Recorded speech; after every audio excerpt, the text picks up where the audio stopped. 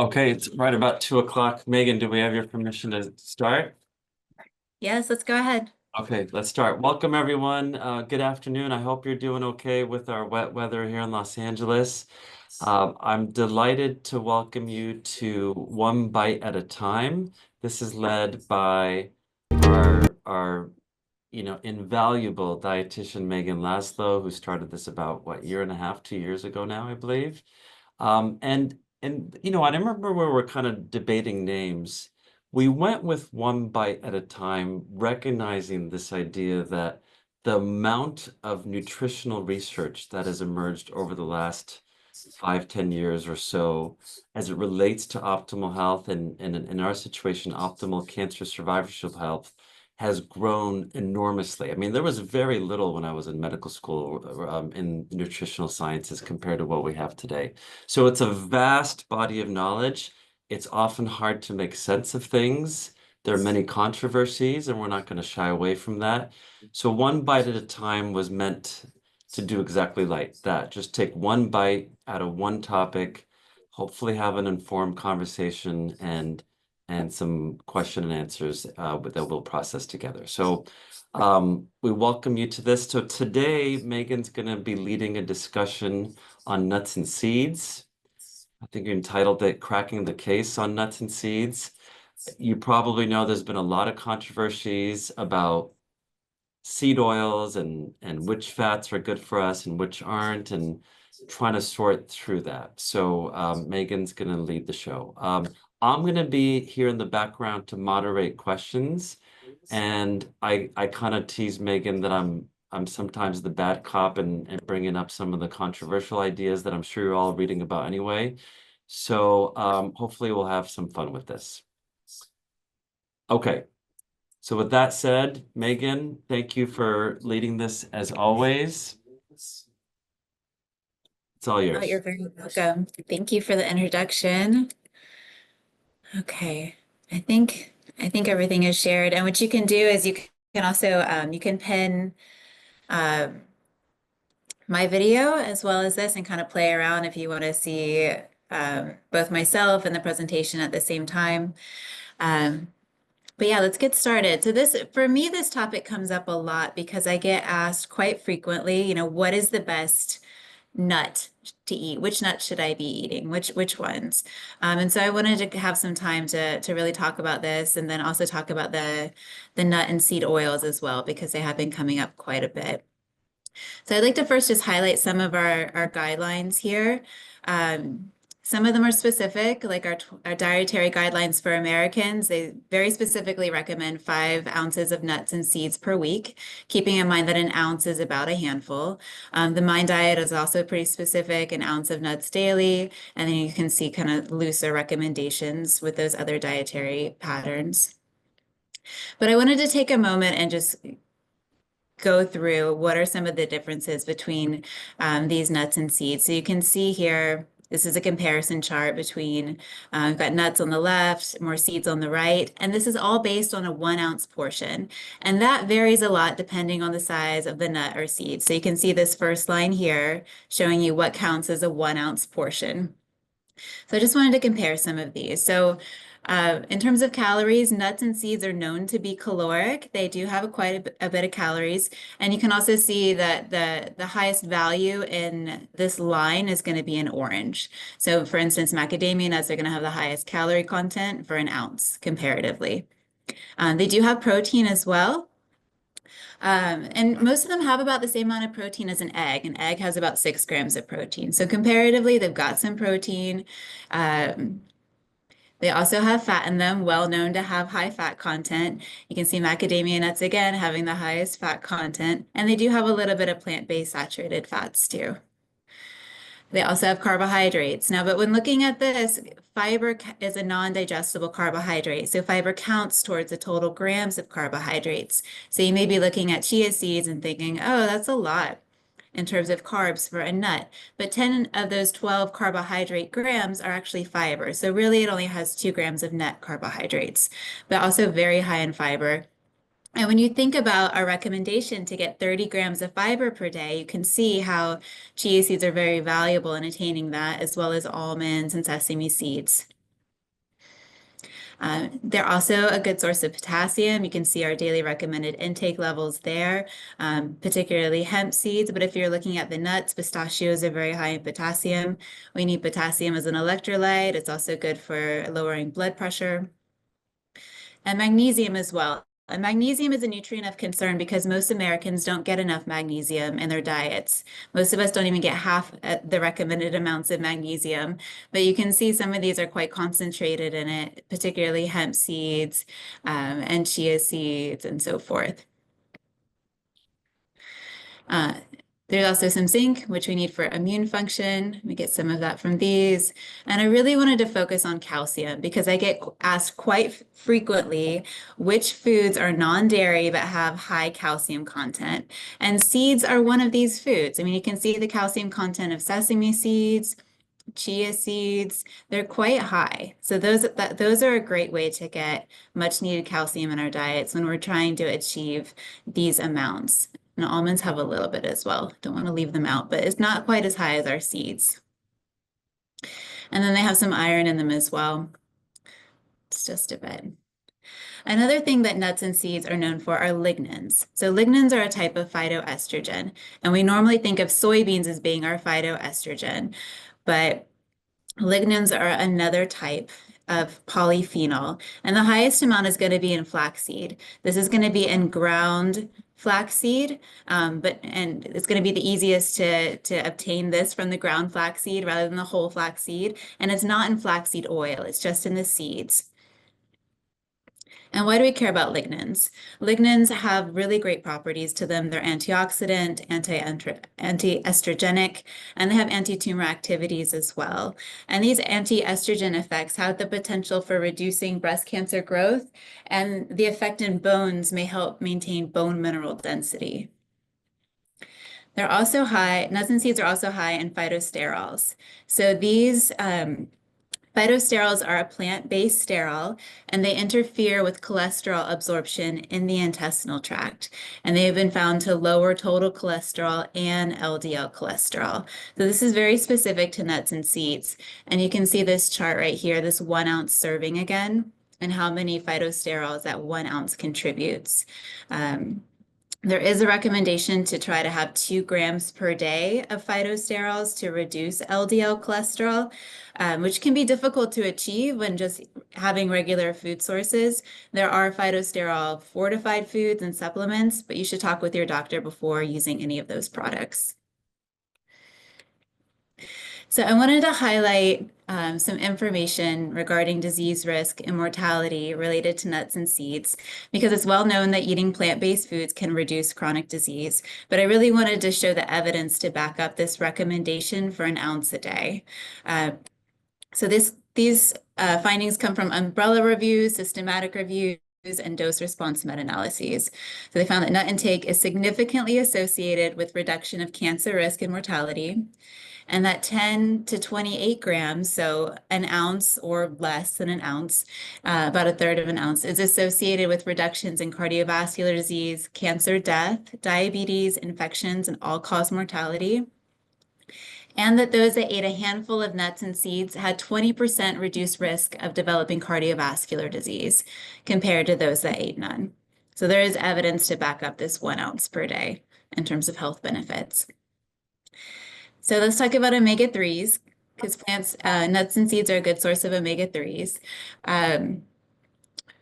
So we tend to think of EPA and DHA. These are our omega-3 fatty acids that come from seafood, algae, and fortified foods. And then ALA specifically comes from these plant-based foods. So in the body, we need ALA. We need alpha-linolenic acid. It is an essential fatty acid, and it converts to EPA and DHA.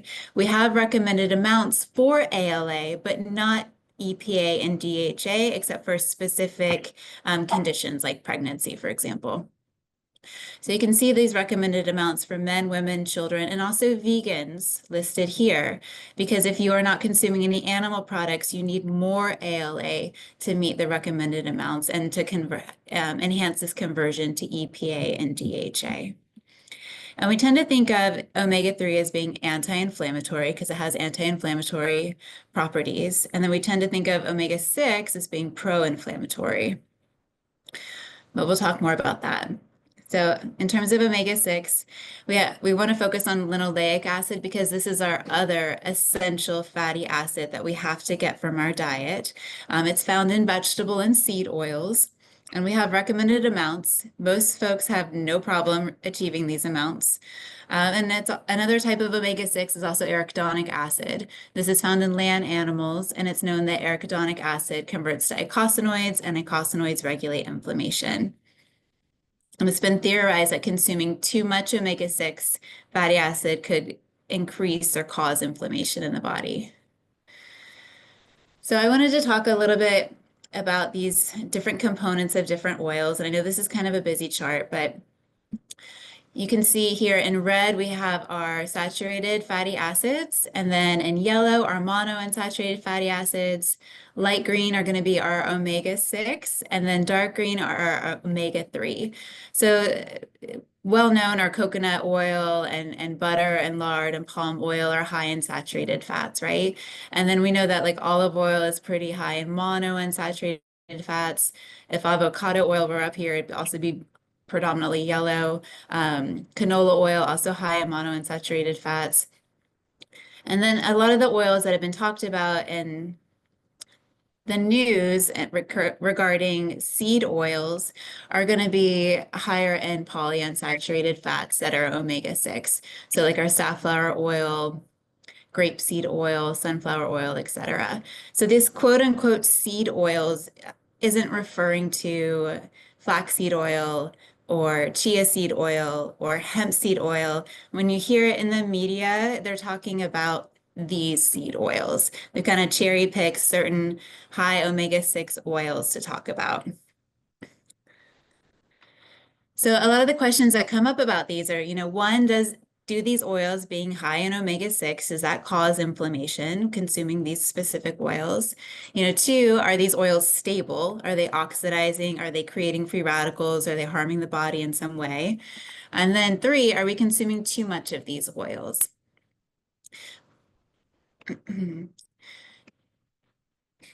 Oh, so as we think about this, I just want to kind of distinguish the difference between inflammation and chronic inflammation.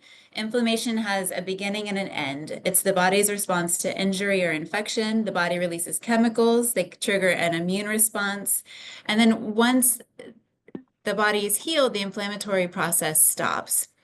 Chronic inflammation is this abnormal immune response where the inflammatory process doesn't end when it should, or may begin when there is no infection or injury. Thinking of like chronic stress, overweight, or excess body fat causing chronic inflammation, potentially diet.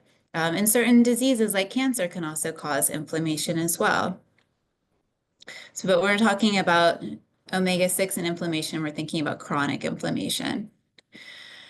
So to address the question, does omega-6 cause inflammation? So I wanted to highlight a few studies here. This one's from the American Heart Association. They found that high levels of linoleic acid, our essential omega-6 fatty acid, were significantly associated with lower risk of cardiovascular disease events, and that arachidonic acid was not associated with cardiovascular disease risk. That's one of our other primary omega-3s or omega-6s. Another study from A&D found that linoleic acid does not increase biomarkers of inflammation in healthy individuals.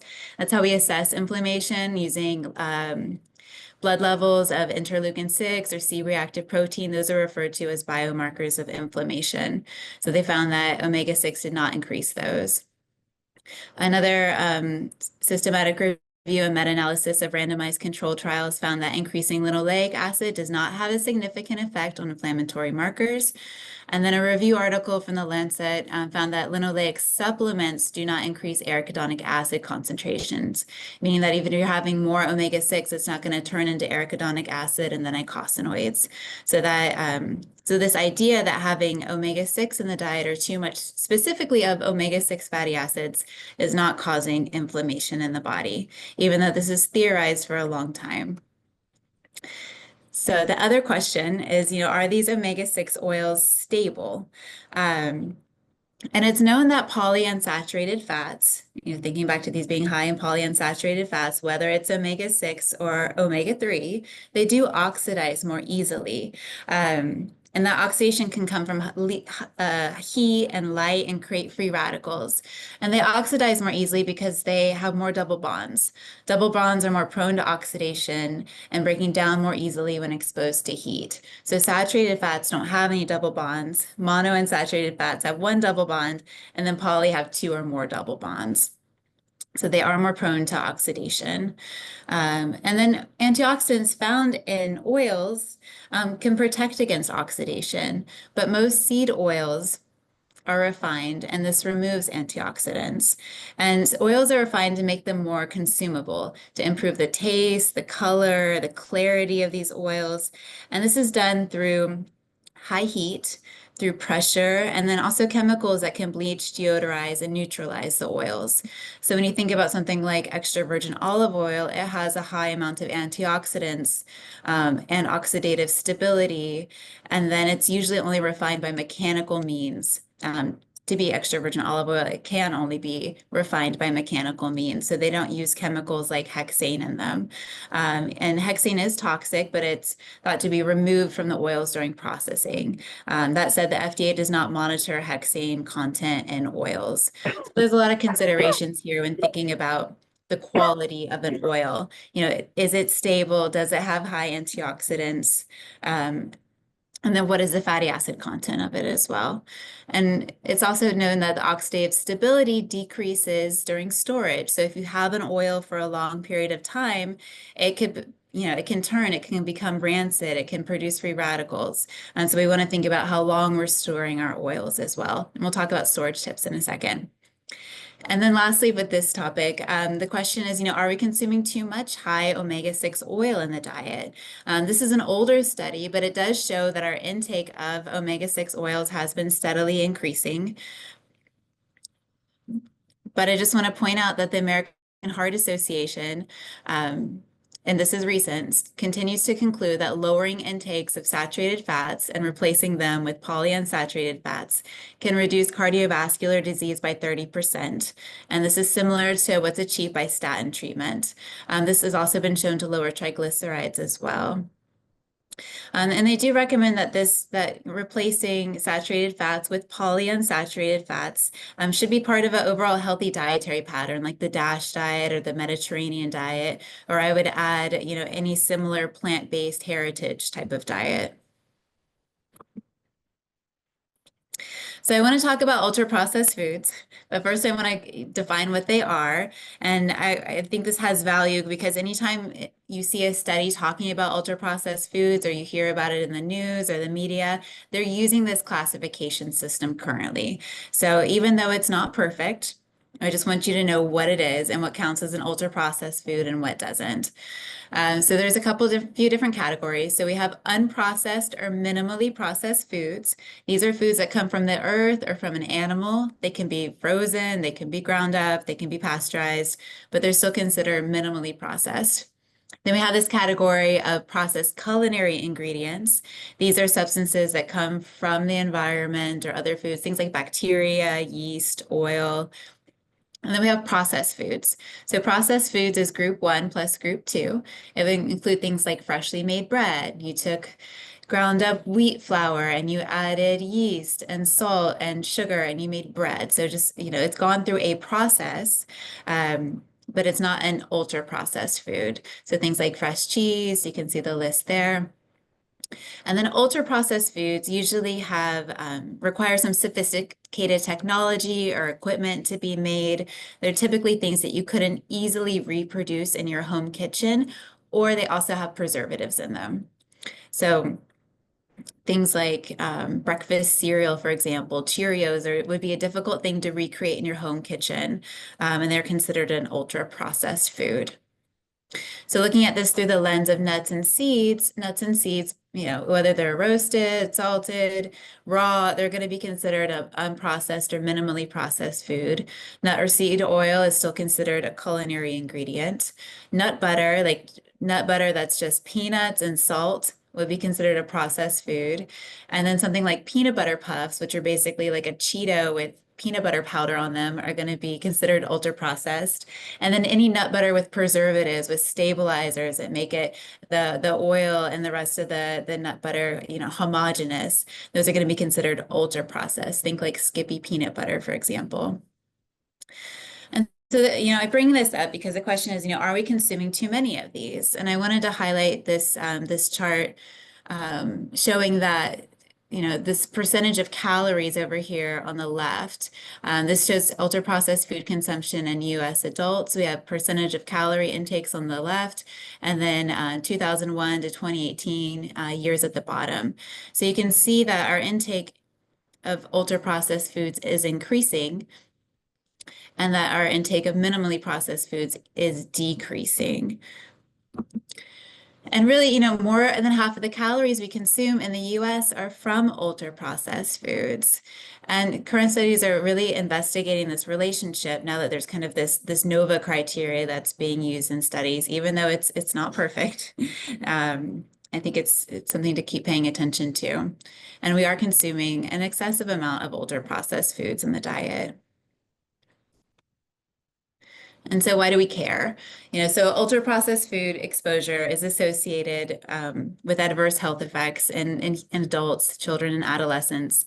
I could have gone on with these studies and references. I feel like every week a study comes out about this, but I just wanted to highlight some of these adverse health outcomes. And so what do we use instead? So we think about what are our food choices? How do we choose what we eat?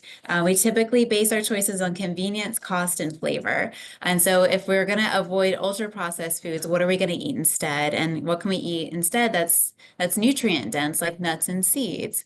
So these are some examples up there, like just simply raw roasted nuts, nut butter, trail mix, seed crackers, which I'm going to share a recipe for in a minute, chia seed puddings, extremely nutrient dense. That one takes a little bit more preparation, but some suggestions. And then how do we incorporate nuts and seeds on a regular basis? How do we get this ounce a day without always just eating an ounce of nuts? One is to use them in breading or crust. This works really well, especially with something like almond flour or ground almond meal. I like almond flour pancakes, just swapping, wheat flour for almond flour. It's more protein, more fiber, more nutrients. They go easily in things like smoothies, dips, dressings, pesto. Pesto does not need to be made with pine nuts. You can make it with pecans. You can make it with walnuts. You can make it with other types of nuts. Duca, which is basically a spice and seed mixture that you can sprinkle in foods. And then I also like to think of like this finishing touch.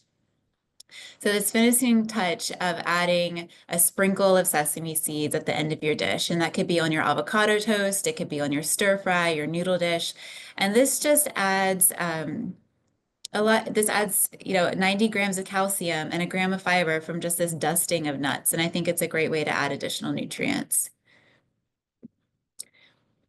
Let's see, and then just thinking about the culinary application of these. You can use flaxseed or chia seed egg as an egg replacement. I think the ratio is about a tablespoon of flaxseed to a couple tablespoons of water, and you can use that in baking. You can also use cashews as a thickening agent, or if you think of making hummus, using tahini, which is sesame paste, as a thickening agent, also adds a lot of flavor. They're great for bread, topping, they add texture and flavor complexity. And then we want to think about how we're storing our nuts and seeds. So we want to store them in a cool, dry place for up to 3 months. This is from the National Peanut Board. You can freeze them for up to a year. If they're ground, like your peanut butter, your ground flaxseed meal, those types of items, you actually want to store them in the refrigerator. And you'll see that on some of the packaging for them. That said, if you are buying the nut butters with stabilizers and hydrogenated oils, those can actually be stored in the cabinet for 2 to 3 months. But you want to store them in the other ones in the refrigerator because they do oxidize. And so how do you tell if it's turned, if it's oxidized, if it's rancid? The taste can change. And so I think it's helpful when you do buy a new oil to taste it and just see what it tastes like when it's fresh, before it's been exposed to oxygen, before it's been exposed to heat or just long storage time. And then you have a baseline reference for what it's supposed to taste like. And then you can see some of those other tips there. If there's any smell of sour, acetone is nail polish remover. Discarding anything with a rancid smell, discoloration, or mold. Um, and so in conclusion, I just want you to remember that nuts and seeds are not just calorically dense, they're nutrient dense, extremely high in valuable nutrients, especially minerals. Um, and that an ounce a day, this handful a day of nuts and seeds, seems to have a great number of health benefits. I would conclude that unsaturated fats are still the best for heart health. And we want to think about reducing ultra processed foods rather than going after seed oils or certain ingredients that are found in ultra processed foods, just looking at what are we eating, how processed is it, and using that criteria as kind of a rubric for assessing what that is. So this is the recipe I'd like to share. This is some seed crackers. I have some here. They're quite easy to make. You can also buy something similar at Trader Joe's. I've seen they have gluten-free ones as well. These are gluten-free, but it's really a mixture of seeds and some ground flaxseed meal, about a cup and a cup of boiling water. And then you can flavor them however you want. These are Satar flavored. So you've added cumin, sumac, dried oregano, some black pepper. And you want to heat the oven to 300. You can line a sheet tray with parchment paper and then put this mixture on top and kind of put another piece of parchment paper on and spread it out evenly. Or you could scoop out individual servings and then put the parchment paper on and then flatten them with the bottom of a flat cup. And you can make it like that, and they bake for about 45 minutes until the center is firm, and then they'll be crispy. If you do it the spread out method, you get halfway through the baking time, just cut them into whatever shapes you want, and then they'll break easily. But this is a great vehicle for dips and spreads, or a great snack all by themselves. And I think it's just a great way to incorporate some more seeds in your diet, which I think are particularly healthy.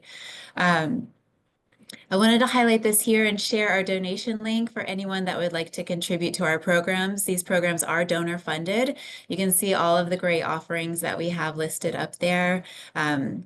Just keeping in mind that Cedars Sinai is a nonprofit academic organization serving diverse Los Angeles community and beyond, and we really appreciate your support. Thank you. Okay, Megan, thanks so much. I know there's some questions in the chat, and I'm sure some more will pop up, but let me, if I may, start with a couple of points. And Megan and I have known each other for a while, so she knows that I may be the provocateur sometimes, but I think it's worth, well, let's take a step back. So when you think about in medicine, there are different organizations within medicine that give different recommendations. So one body, they say every woman should have a mammogram at this age, and another medical body will say, no, no, no, you need to have a mammogram by this age. And some other body will say, we don't have enough evidence to make any recommendation. As just an anecdotal example. So I know you know this is coming, Megan, but what do you make of the idea that there are some facets of the medical world that are arguing that saturated fats are not the culprit necessarily? Like, for example, I know there are some studies that have shown that if you have really, really low levels of saturated fats, there might be a higher risk of hemorrhagic or bleeding strokes or a higher risk of all-cause mortality. They haven't proven causation.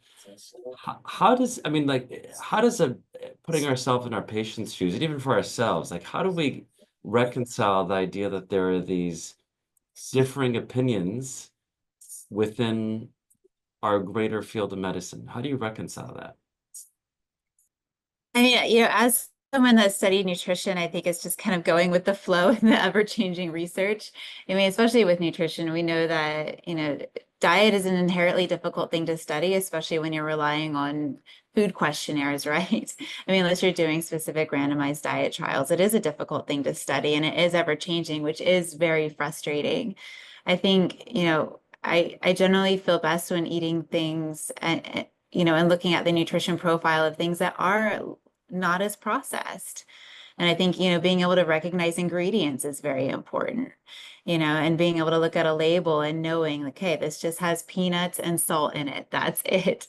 And so I still think there's value in using that as a criteria. But in terms of the saturated fat debate, I mean, the American Heart Association really, really Yep. emphasizes the benefit of choosing alternative fats.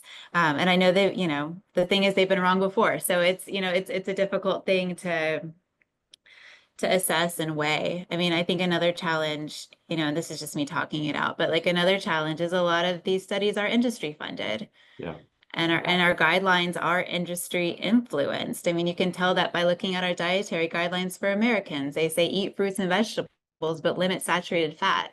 There's a reason they're saying eat foods and limit these like components of foods. I think it's done intentionally to not say, avoid hamburgers and avoid certain things in the diet, but that's just my take on it. But it is a difficult thing to reconcile. It is hard to sort out. There's some good questions in the chat. Let me start with some of those, and I might interweave some of my own. Okay, so one individual asked, why is canned tuna processed? So I think canned tuna would be a food that has gone through a process. They added tuna and they added like oil or salt to it and put it in a can. So it is gone through a process of being mixed with oil or salt, but it's not considered an ultra processed food. It's considered a processed food, Okay, unless there's preservatives. perfect. Along the same lines, um, things like peanut butter and other nut butters may be processed, but we generally think of them as quote unquote healthy foods to eat, right? But they are, again, they did go to some level of processing. Right, and then there's different kinds, right? If you're getting the peanut butter or almond butter that's just almonds and salt, that's considered a processed food. It's gone through a process of grinding them up. If they've added stabilizers and hydrogenated oils and preservatives, then it's considered an ultra processed food. And processed sugars, I would add probably too. Yeah, Um, yeah, no doubt. Yeah. okay. Another individual asked, do we need to chew seeds or can we swallow them? I think it's good to chew them. I do think it's good to chew them. And even thinking about something like ground flaxseed, going back to that example of the lignin content, I think we're going to have better bioavailability or accessibility. Like these nutrients are going to be more accessible to us if they're ground up.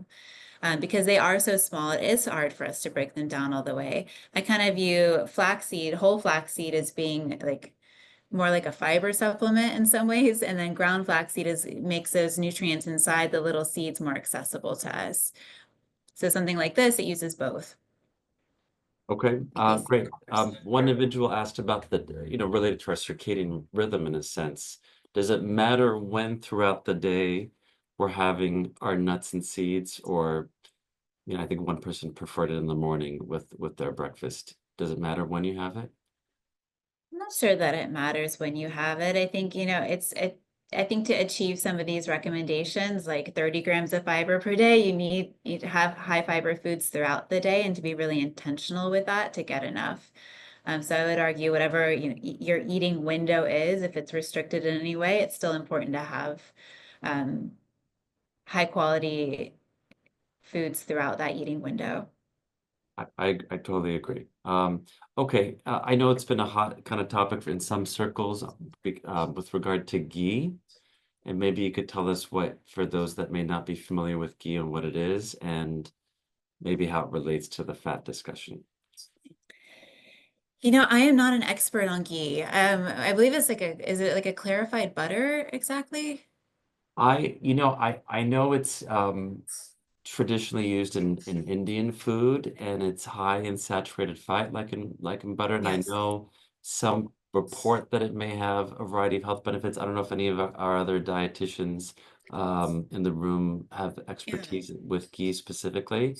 Um, feel free to chime in if you do, but maybe we'll come back to that. I've always viewed it as a saturated fat and kind of put it in the same category as butter or even palm oil, tallow, lard. Right. Yeah, But clarified but I butter. but I wonder if you know, again, in some alternative circles, I think there are reports that it may have certain health benefits, and that I have not studied. I would, yeah, I'm uncertain about how it would be superior to butter in and of itself, but I tend to view it as a saturated fat and something that should be limited in the diet, just like tallow and lard and palm oil and coconut oil as well. What's the difference between walnuts and English walnuts? So there are some nutrient differences. So when you see walnuts in the grocery store, most of the time you're going to see the English walnuts. The black walnuts are less common. And it depends on what you're looking at. For some nutrient content, the English walnuts were higher, but some the black walnuts were higher. So I mean, I think most of what we're going to see here is going to be the English walnuts. Okay, and somebody asked about how we can measure inflammation. And that's a tricky question. You know, Megan, I don't know if you have thoughts, but there is a blood test called C-reactive protein, but it is not an all-inclusive measure of all fats of inflammation. When Megan was referring to inflammation, for example, there are dozens of compounds such as interleukin 6 and TNF alpha and other things that we don't have to bore you with. Those measurements are really, for now at least, limited to research arenas because we always have fluctuations and it's kind of hard as an individual to know if you just had a cold the other week or if you injured your knee, things might be temporarily elevated. So in my opinion, there's no easy way, although some docs will measure something called C-reactive protein as kind of a crude measure of inflammation generally. I don't know, Megan, if you have other thoughts. Okay. Um, if there's, if I'm gonna wait just one more moment to see if there's any other ideas, but I just want to summarize because I know there's some areas that we're still, trying to sort out the science, but I think we could all agree, and Megan, maybe you could just stop me if you disagree. So number one, unless one is for whatever reason a strict carnivore or has allergies, I think everyone would agree from all schools of thought that nuts and seeds are healthy for our diet for most people. And number one, and you don't need a ton of it. And your suggestion was maybe trying to aim for 1 ounce or so per day. Okay. Um, and without getting bogged down with the debates on the oils, would you agree that at the very least, we probably shouldn't be cooking and frying the seed oils in really high temperatures as our main source of food because of the oxidation processes that may occur? Is that reasonable to conclude? Yes. Totally. And I think like in generally we're not doing that at home. That's what's happening at a restaurant in the deep fryer. That's the oil that's sitting there at high temperatures for a long period of time. That's likely going to be, one of these quote unquote seed oils or a mixture of them. And at the high temperatures. Okay, so we agree on High that. And temperature, then long time period. And I think Hmm. we all agree that for most of us, having excessive amounts of ultra processed foods is not an ideal for our health. Agreed. Okay. Agreed. Um, my last question for you. We've been talking about omega-6 and how maybe in some circles, there's a debate about whether it causes inflammation or it may actually be helpful. Um, But we also agree that omega-3, we probably should be as a society trying to aim to have some more generically, whether it's through fish or or some of the nuts and seeds that you recommended. Yeah, and I think, for those that don't regularly eat fish or don't like it, the nuts and seeds offer like a little bit of an alternative. And kind of just seeing how much they can actually provide, I think has value. But I do think, specifically choosing the ones that are higher in omega-3 or considering, using some flaxseed oil or the chia seeds regularly can achieve that very easily. A tablespoon a day of chia seeds, exceeded the recommended amounts for ALA. Okay, and then finally, I think everyone agrees also that trans fats, which hopefully are being phased out, also is a bad thing for our diet. Agreed? 100%. Okay. 100%. Great. See, we agree on a lot of different areas in this whole space. But So there's some natural trans fats in animal products. We can talk more about that. okay, that will be an interesting point to bring up. Okay, I want to remind everyone, Megan volunteers her time. She spends an incredible amount of time to package these presentations for us. I want to thank her again and give her a virtual applause.